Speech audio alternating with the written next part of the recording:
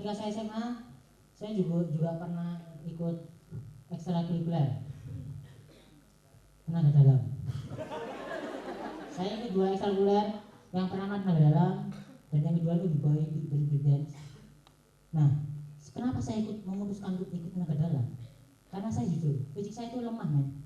Saya kecil, saya tuh sering dianiaya. Saya tuh sukanya tenaga dalam karena apa? Pas demonstrasinya itu keren banget, men. Pas saya tuh awalnya saya nggak lihat, pas terakhir itu ada orang diam gini, belakangnya itu ada yang bawa tongkat pramuka gede, dia dipukul, dia, itu kayak, wah, semua orang tepuk tangan, wes, gila kan banget, saya harus ikut ini bro. Nah, saya akhirnya ikut, dan tahun kedua saya jadi dipukul. Ini true story. Dan ada yang ikut tenaga dalam dulu, teman saya juga nonton di sini. Jadi kalian perhatikan yang ketawanya paling kencang dia itu dia. Saya yang dipukul. Pilihannya itu ada 3 sebenarnya yang ekstrim. Yang pertama itu dipukul pakai neon, kepala pakai neon, ya sih. Yang kedua perut, ini buat kayak telenan ya, buat motong semangka. Satu suruh milih, wah, pas ada banyak sebelumnya suruh milih. Terus ada teman saya pas latihan ditutup matanya, dipukul pakai neon, bes, keluar darah. Oh my god.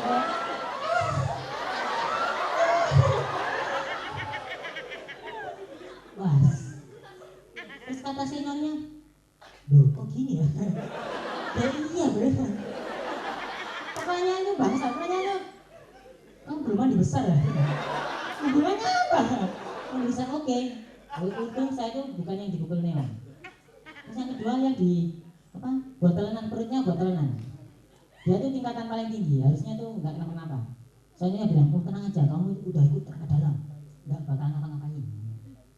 Pas hariannya, siap. Ya, des. Yang dulu kan.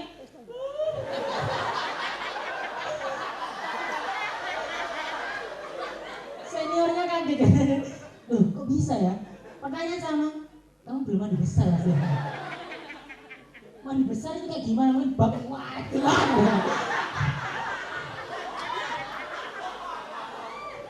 Pas hari H, tiba hari H, yang dipukul neon aman, yang dipakai telenan aman, pamungkas saya. Saya udah siap-siap gini, saya tuh nggak baru menyadari ketika itu tongkat pramuka tuh ada 2 jenis ya teman-teman. Yang kompong, jadi enteng, enggak sih? Ada yang tebel. Nah, yang milih tongkat ini bangsa. Milih yang tebel. Saya tuh ya lolos aja, saya tuh kayak nggak tahu gitu mas. Oke, saya tuh berasa sok keren, paling keren saya SMA itu. Saya terakhir pamungkas, oke siap. Oke. Saya siap gini, terus teman saya, oke siap nih, oke 1, 2, 3, dia.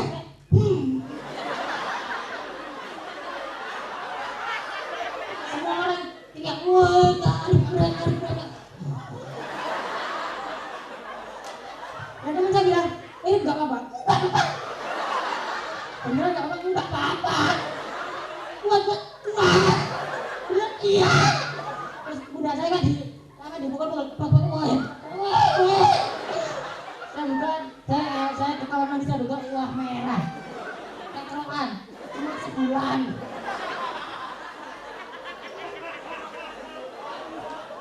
Gila brengsek banget nih.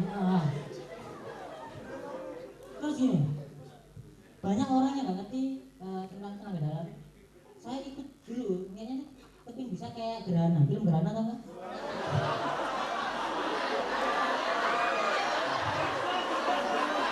Iya, tahu film Gerhana kan? Itu keren banget ya, cuma kayak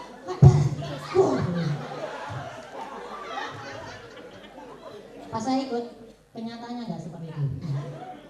Kalau bisa sosokan ada orang tua, cek lu ada preman ini. Wah nggak bisa. Oh mungkin kurang banyak. Saya jalan nggak? Nggak bisa. Dan saya nggak dipukuli preman. preman-preman. Preman-preman itu ngapain sih? Kayak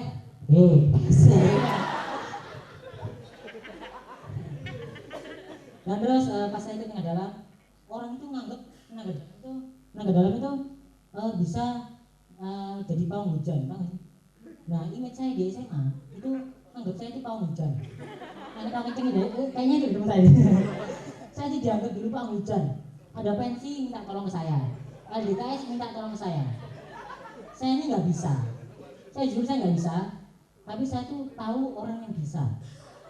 Otomatis saya alihkan, saya terima, oke, saya alihkan, terus gak hujan, berhasil, ya. Tapi image-nya ke saya. Kalau hujan ke saya, sampai tanggapan saya itu banyak tanggapan saya. Jadi orang itu ini hujan, saya ini nggak bisa bro, ayo tarik ada, tak kasihkan, terus ini nggak hujan.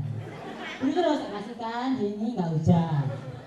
Terus saya kan minta tolong ke orang kan sungkan gitu kan, minta tolong kok terus. Gitu. Saya akhirnya berusaha untuk menyetop. Jadi kadang ini hujan nih, ada kawinan. Oh maaf bro, saya nggak bisa bro. Ada sekali ini aja, sekali. Wes ini aja, yes ini saya ambil. Gak ada kasihkan, saya tak garap sendiri. Saya garap sendiri. Tujuannya apa? Biar hujan dan orang nggak percaya sama saya, ya kan? Ketika nggak percaya ini, wah kok hujan ya, makanya saya nggak bisa. Saya ambil, ketika saya ambil tanggapan luas, saya doakan, saya doa Bismillahirrahmanirrahim. Oke, saya kasihkan. 2 hari kemudian dia datang. Makasih bro, nggak hujan. Dan tanggapan saya semakin banyak. Jangkrik. Tuhan itu menciptakan saya sebagai pawang hujan. Kan sini hujan nggak tadi? Enggak kan? Karena saya.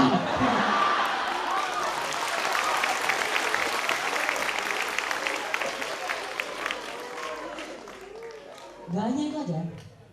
Selain pawang hujan, saya juga penemu dompet. Dompet teman saya itu hilang. Padahal saya tuh udah bilang saya bro, tenaga dalam tuh ngenes, gak ada apa-apanya. Ketika dompet teman saya itu hilang, ke saya dia. Dompetku hilang Terus kenapa? Oh hilang, kita tolong kembaliin.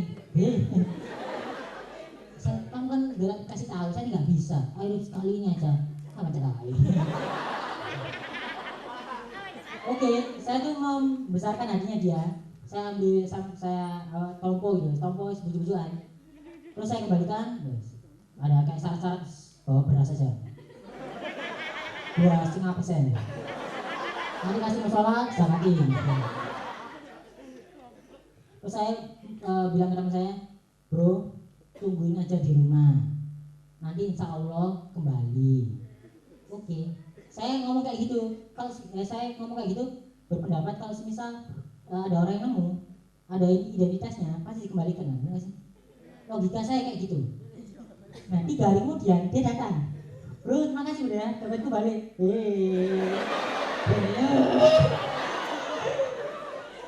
Pawang hujan, penemu dompet, bangsat. Gak hanya itu, saya punya teman namanya Fajar. Faisal, bukan Fajar. Dia rumahnya di sawahan, di Ketemon. Ada tetangganya kesurupan.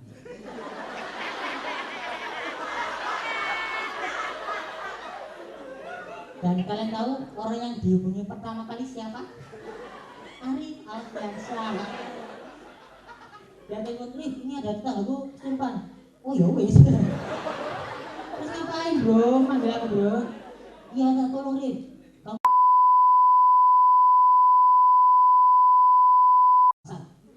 Ketika didatang ada kayak ajudannya kan. Wargamu kesurupan bro. Tidur. Oh banyak kan saya jadinya. Ada sini. Terus sudah kamu pokoknya datang aja, nggak ngapa-ngapain. Saya datang aja lah. Datang. Di sana tuh kos-kosan ada paling nggak penghuninya tuh 30 sampai 40. Banyak. Saya datang itu kayak saya pikir kayak cuma lihat aja. Pas saya datang ini semuanya baris, baris, baris semua.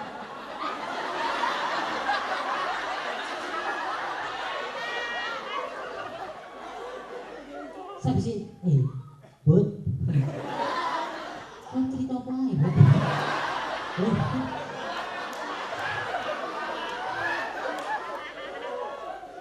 Saya baris gini, baris kayak di kerajaan loh.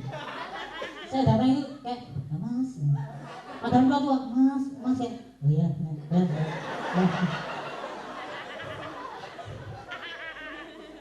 Terus katanya kan pada sebelum saya datang itu kayak kira wah aja ya. Pas saya datang diam si bangsa.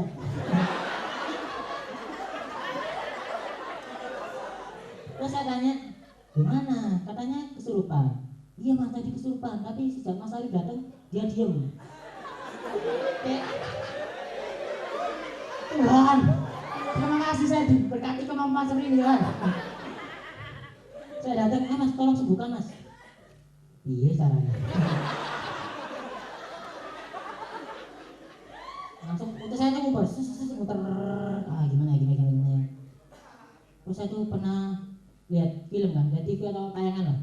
Itu katanya kalau kesurupan dipegang jempolnya, sama di interview. Iya kan? Kamu dari mana? Ya, kayak ada semacam interview gitu, interview kerja. Saya takas, ya das, saya tangani. Jadi tangani. Itu tangani, mentangankan. Ya. Terus saya ke sana, pertama saya tuh berpandangan tatapan mata gitu. Terus yang kesurupan tuh mana saya juga. Saya berlogika, wah kalau saya kalah ini saya cemen nih. Jadi saya lihat terus, semisal dikeluyuk teman saya banyak. Nah, jadi kayak dia lihat terus, masa ini aja kalah, ambilan.